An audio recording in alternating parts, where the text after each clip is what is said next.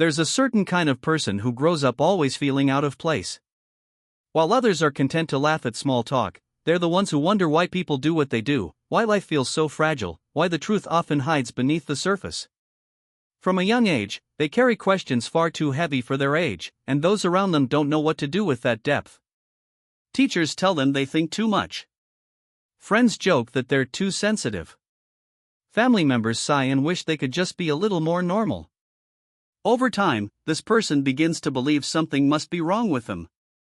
But Carl Jung spent decades studying minds just like this, and he discovered something astonishing.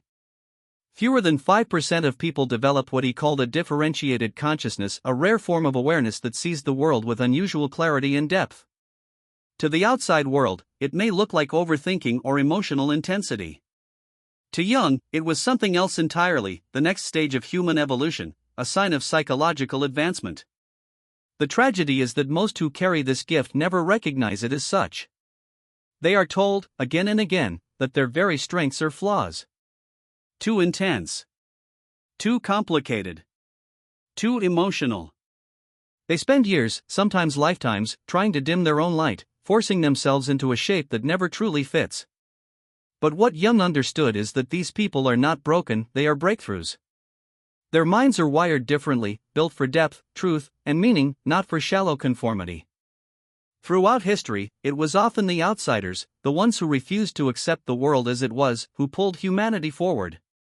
They were the inventors, the philosophers, the artists, the rebels who saw what others could not. They questioned what most accepted, felt what others ignored, and imagined possibilities no one else dared to dream. That same fire burns in those rare personalities Jung described. It is not an accident. It is an evolutionary gift. Even modern science is beginning to echo Jung's insight. Researchers like Dr. Elaine Aron have studied highly sensitive people, those whose nervous systems process life with unusual intensity, and found they make up about 20% of the population. But Jung saw something rarer still, not just sensitivity but an entirely different psychological architecture, a depth of thought and perception that belongs to only a small fraction of humanity. If you've ever been told you're too much, if you've ever felt like you don't fit because you can't tolerate shallow answers or meaningless routines, Jung's discovery offers a revelation. The problem isn't you. It's that the world is too small to contain the size of your awareness. What you've been taught to see as flaws, your intensity, your curiosity, your refusal to settle, are in fact upgrades. They are the very traits that signal your belonging to what Jung might have called the psychological elite. You were not born to blend in. You were born to carry forward the next stage of human consciousness. The privilege of your lifetime, as Jung wrote, is to become who you truly are. And who you truly are was never meant to be ordinary. The rarest personalities often spend their lives in quiet conflict, not because something is wrong with them, but because the world has convinced them that their uniqueness is a burden. From the time they were young, they were told to calm down, to stop feeling so much, to stop asking so many questions, to stop being so different. And so, they tried to shrink themselves, to dim their light, to carry their gifts like secret weights. But what society calls too much is in truth a sign of something profoundly rare. Jung devoted decades of study to this kind of consciousness, and he came to see it not as weakness but as a glimpse of evolution itself, a more advanced way of perceiving reality. It begins with how deeply you feel. For others, emotions come and go like ripples across the surface of water. For you, they arrive like oceans. They move through you in waves, each one layered with meaning, carrying textures and tones that others can't even sense. You don't just feel sadness, you feel the entire landscape of grief, its weight, its history, its unspoken truths. You don't just feel joy, you feel it as a surge that lights up your whole being, connecting you to something beyond yourself. Jung called this emotional resonance affect-toned complexes, but what it truly means is that you're wired for depth. People misunderstand this, thinking it's instability, but it's not. It's emotional sophistication. Where others skim the surface of life, you dive to its bottom, and you return with treasures they never knew were there. That same depth leads you to question reality in ways others don't dare. Most people move through life without looking beneath the surface. They accept things as they are, repeating inherited beliefs without ever examining them. But you can't. Your mind won't allow it. You see the cracks in the walls everyone else pretends are solid. You notice the contradictions in the rules people obey without thought. You feel the emptiness in shallow conversations and wonder why we call them connection. Jung described this as the transcendent function, the mind's ability to imagine beyond the limits of what is. And while others cling to the safety of illusions, you can't help but press deeper. You ask questions not just to get answers, but to reveal truth, to uncover possibilities, to explore meaning. Yet your questions unsettle people, because they threaten the stories they need in order to feel safe. The path of someone like you rarely unfolds without solitude. Life forces you to stand alone earlier than most, to face yourself without distraction, to build your worth from within. You've learned, often through struggle,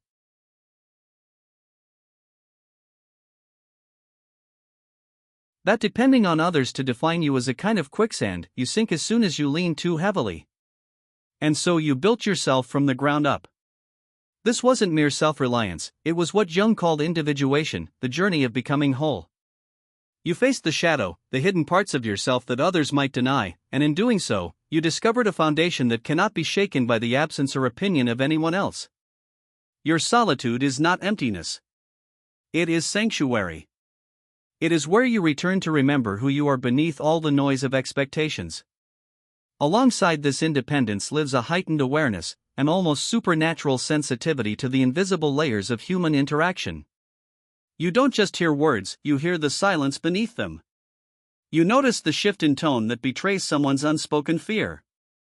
You sense the tension in a room long before anyone else acknowledges it. Jung recognized this as intuition, a way of perceiving through the unconscious, and in people like you, it's highly developed.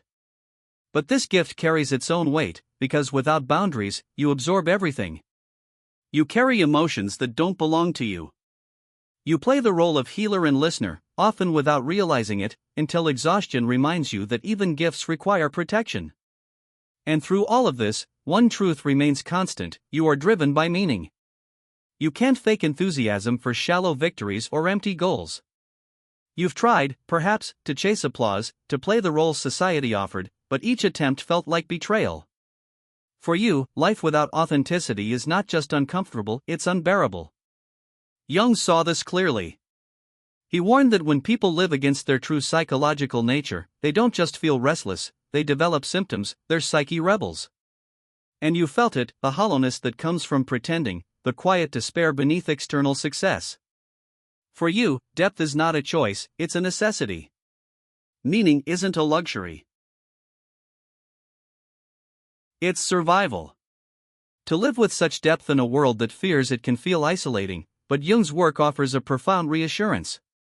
You are not broken. You are not too much. You are not a mistake. You are evidence of what humanity is capable of becoming. The very traits that make others misunderstand you are the ones that carry the seeds of transformation for yourself and for the collective. Jung believed that these rare personalities are not only different, they are ahead of their time. You are not the problem. You are the possibility. And while the world may tell you to dim your light, Jung's insight makes it clear: your light was never meant to fit. It was meant to lead. Imagine living in a world that seems too small for the intensity of your mind. From the moment you became aware of yourself, you felt things differently, more deeply, more vividly, more profoundly than most people around you. You notice subtleties that others miss: the tension in a room, the unspoken emotions in a conversation, the invisible patterns that guide human behavior. Carl Jung spent decades studying the human psyche and discovered that fewer than 5% of people develop what he called differentiated consciousness, a heightened way of perceiving reality that most never reach. But here's the paradox: those who possess it often feel that something is wrong with them. They are told they are too sensitive, too intense, too complicated, when in reality, they are extraordinary. Their depth, their curiosity, their refusal to accept superficial explanations is not a flaw, it is an evolutionary leap, a rare form of psychological sophistication that represents the next stage in human consciousness. These individuals, the rare psychological elite, often hide their gifts because society has taught them to see them as burdens. From a young age, you might have felt the need to dim your light, to soften your intensity, to make yourself smaller so others would feel comfortable. Yet, these very traits that made you feel alienated are the marks of someone who will advance not just themselves, but the understanding of humanity as a whole. You are wired for emotional depth, for sacred curiosity, for conscious independence. The first sign of this extraordinary type is emotional depth that feels almost supernatural. Unlike most people, you do not simply feel emotions, you experience them in layers, with a richness and resonance that is almost musical. Jung described these affect-toned complexes, patterns of emotional energy that move through the psyche and reveal truths that others cannot perceive. You feel tension in a room before a word is spoken. You absorb subtle energies from others, noticing when someone's facade doesn't match their internal state. To the untrained eye, this might look like overreaction or hypersensitivity, but Jung recognized it as emotional sophistication. You are not unstable, you are accessing the hidden currents of human experience, seeing and feeling what most people have learned to ignore. The second sign is a sacred curiosity that questions reality itself. While many live unconsciously, accepting social norms and surface-level explanations, you are compelled to dig deeper. You don't simply ask what happened. You ask why. Why do people accept lives that diminish them? Why do systems fail to serve humanity? Why do shallow conversations substitute for real connection? Jung called this the transcendent function, a rare ability to see beyond the limitations of ordinary perception and imagine what could be more authentic, more aligned with human potential. Your questions unsettle others because they challenge comfort zones and illusions. But for you, this curiosity is essential, sacred even. The third sign is conscious independence. Rare personalities often develop individuated consciousness early, shaped by adversity. You have learned to stand alone, to construct your identity from the ground up, and to measure your worth from within rather than seeking validation from others. Jung described this as individuation, the journey toward becoming a whole, self-possessed individual. Your solitude is not loneliness but sanctuary, a place to confront your shadow, the parts of yourself society has taught you to reject, and to integrate them into a stronger, more coherent self. Through this process, you achieve psychological resilience that most people never experience.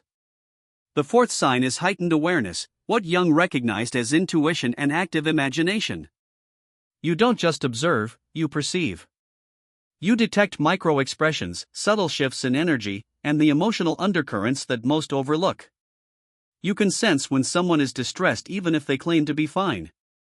While this gift allows extraordinary empathy, it can also exhaust you if left unmanaged, as you unconsciously absorb the burdens of others. Learning to set boundaries and protect your sensitivity is crucial, otherwise, your gift becomes a trap rather than a strength. The fifth sign is an uncompromising drive for meaning. You cannot live for external validation, shallow achievements, or societal approval. Your psyche demands authenticity, and when you act against it, you experience inner unrest, emptiness, or even anxiety.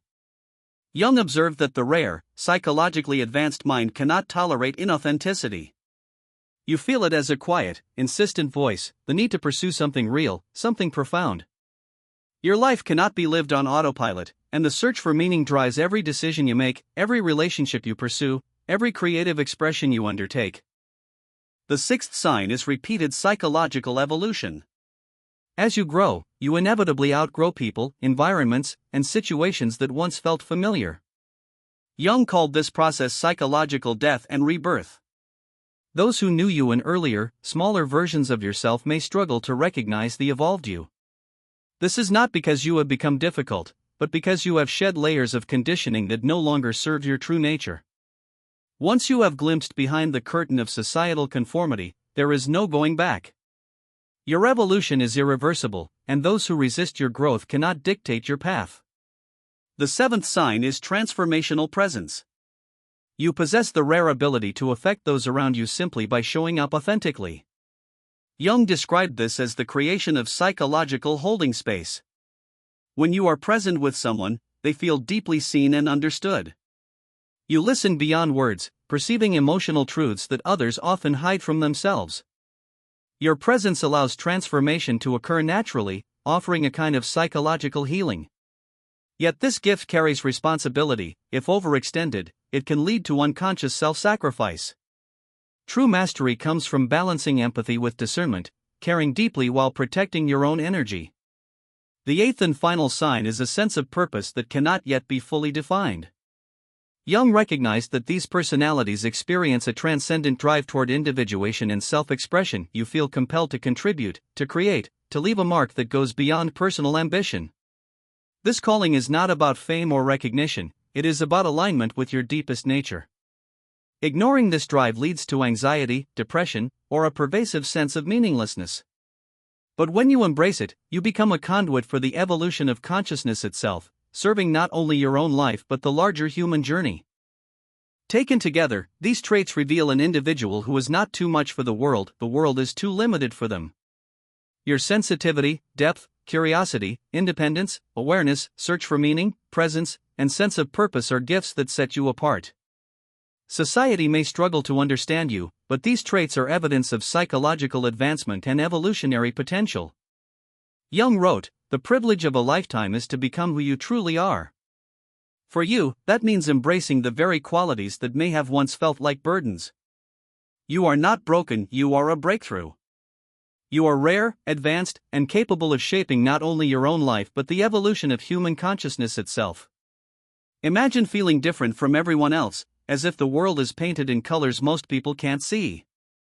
You sense things others miss, feel emotions so intensely they nearly overwhelm you, and think in ways that make ordinary life feel shallow. Carl Jung spent decades studying people like this, and he called them differentiated individuals, rare personalities whose minds and hearts operate on levels most of us never reach. They see, feel, and understand reality in ways that go beyond common experience. But arriving at this rare kind of awareness is a journey, unfolding in stages, each one challenging and transformative. At first, many of these individuals live as unconscious outsiders. They feel different but don't know why. Their intensity, sensitivity, and curiosity seem like problems rather than gifts. They try to fit in, to wear the mask society expects, and yet it is exhausting. Life feels heavy, as if they are carrying a weight no one else notices. Jung described this stage as persona rigidity, an overfocus on appearing normal that strips people of connection with their authentic selves. In this phase, their depth is misunderstood, even by themselves, and the tension of hiding who they are creates inner conflict and unease. Then comes awakening. Slowly, these individuals begin to see their traits as potential strengths rather than burdens. They start learning about psychological types and where they fit. They begin to integrate their shadow, the parts of themselves society told them to reject. No longer apologizing for intensity or curiosity, they claim their authenticity. They set boundaries with people who dim their light and gravitate toward those who can match their depth. Their sensitivity and emotional intensity, once hidden, become guiding tools. At this stage, they understand that their depth is not a curse but a compass pointing toward a life lived fully and meaningfully. Eventually, with dedication and self-reflection, they reach individuation, the stage Jung called fully individuated consciousness. Here, all the pieces of their rare personality come together into a coherent identity. They understand their purpose, act with intention, and live in alignment with their deepest values. They don't just exist authentically, they inspire others to do the same. They become beacons for other rare souls, showing that living fully, embracing depth, and refusing to settle for the superficial is not only possible but necessary. Their lives become bridges, connecting the unconscious and conscious realms of human experience, guiding humanity toward greater awareness. Yet, even rare individuals carry shadows, unconscious patterns that can sabotage growth if left unexamined. Some develop a superiority complex, mistaking their uniqueness for being better than others, leading to isolation. Others fall into a messianic pattern, believing they must heal or awaken everyone around them, which leads to burnout. Some adopt a martyrdom shadow, thinking their depth requires sacrifice of happiness or connection.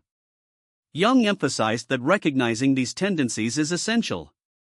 The goal isn't to eliminate them but to bring them into awareness so they no longer unconsciously dictate behavior. True psychological rarity involves wisdom, the ability to share gifts at the right time, to lead without domination, and to preserve oneself when necessary. Relationships for rare personalities often follow unique patterns. They may attract light seekers, who are drawn to their energy but have not done their own inner work, seeking guidance or validation rather than authentic connection. They may meet light dimmers, who feel threatened by their authenticity and try to suppress it. And occasionally, they encounter light matchers, individuals who can meet them on their level, celebrate their depth, and maintain their own integrity.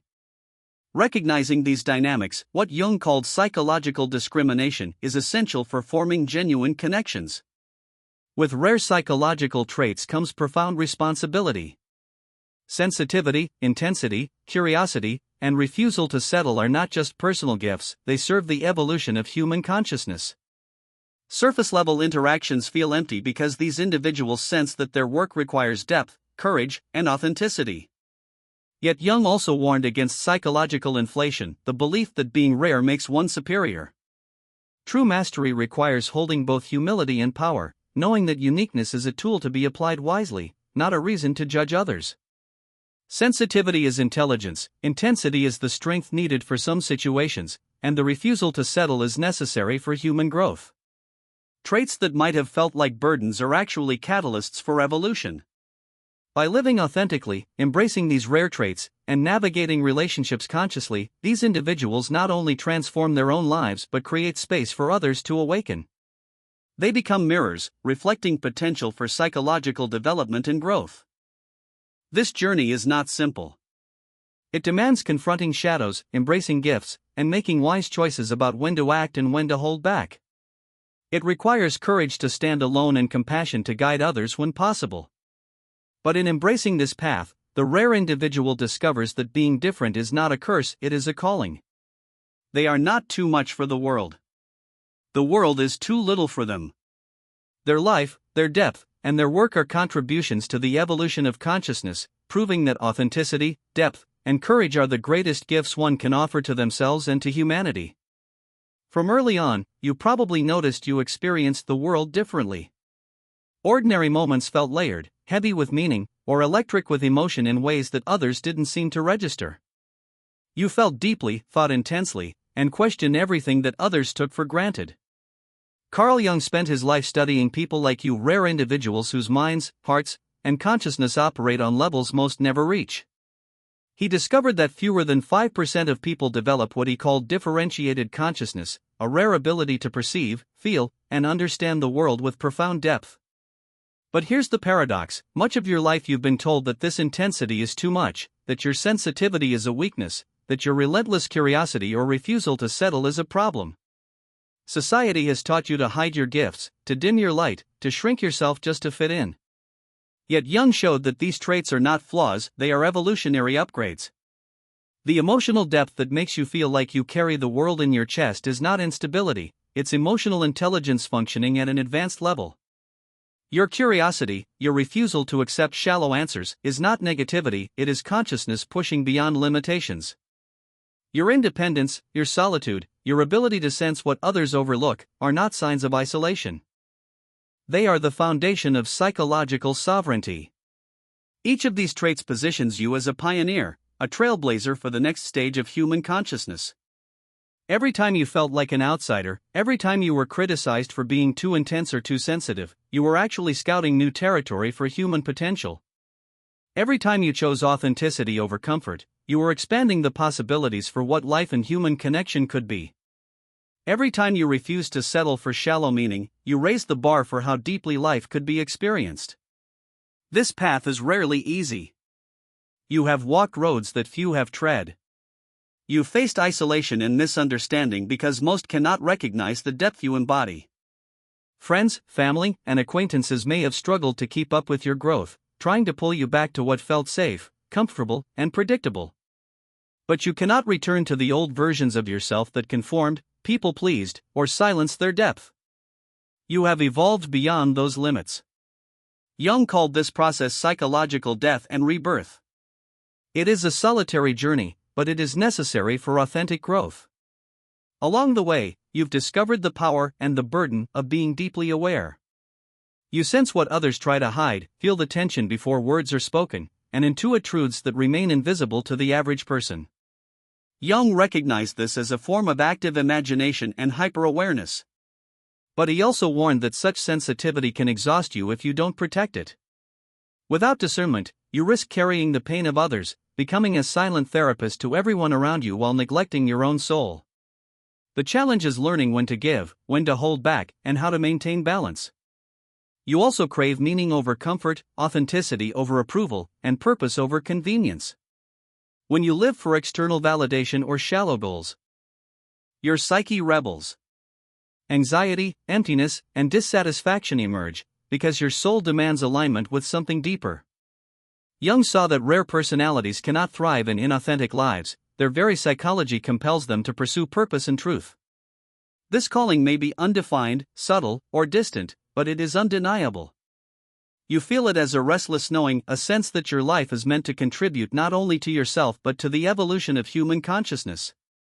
As you continue on this path, you notice how your presence affects others.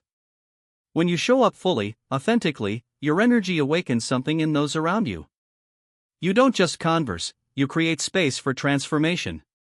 Others may feel seen in ways they've never experienced before, because you perceive the unspoken, honor the unseen, and witness the truth without judgment. This rare ability is a gift, and Jung called it a form of psychological holding space. But it comes with responsibility. Without boundaries, you risk being drained by those who have not done their own inner work. Learning to give consciously, strategically, and sustainably is essential to maintaining both your energy and your growth. Jung also identified the patterns in your relationships. Some people are drawn to your light but want to consume it, seeking meaning or guidance without doing their own work. Others feel threatened by it, trying to dim your brilliance so they don't confront their own limitations. And then there are the rare few who meet you as equals, who match your depth, honor your uniqueness, and celebrate your authenticity. These are the people worth your time, the ones who can walk beside you without dimming or diminishing you. As rare individuals, you are not just different, you are evolutionarily important. Jung believed that as humanity grows in consciousness, more people will develop these traits. What is rare now will become more common over time. But your existence is not just personal.